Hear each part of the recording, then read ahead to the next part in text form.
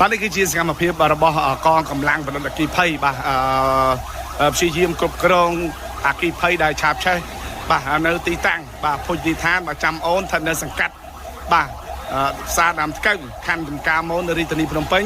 ក្រោមការយកចិត្តទុកដាក់អំពីអាជ្ញាធរបាទគ្រប់បាទជាន់ថ្នាក់រួមទាំងបាទលោកអភិបាលខណ្ឌចំការមនបាទគៀងលាក់តែមានវត្តមាននៅទីនេះផ្ទាល់នឹងបាទពិនិត្យទស្សនភាពទាំងស្រុងបាទបាទនៅហុយបាទនៅហុយឥឡូវនេះកំពុងតែបាញ់បន្ថែមមកប្រិមិត្តបាទ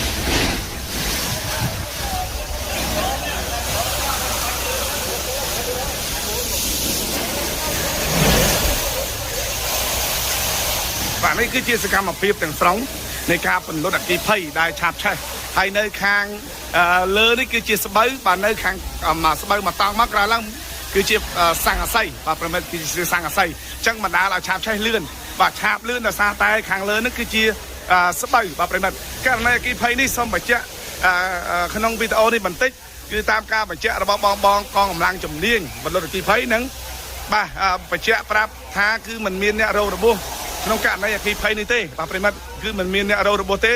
រហូតមកដល់ម៉ោង 11:08 នាទីនេះបាទបាទអាជ្ញាធរបាទនៅទីនេះបានបញ្ជាក់ថា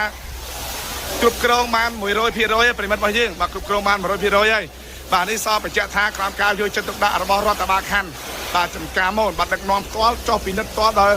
បាទលោកគៀងលាក់អភិបាលបាទខណ្ឌចំការមនផងណាបាទនេះទស្សនវិជ្ជាទាំងស្រុង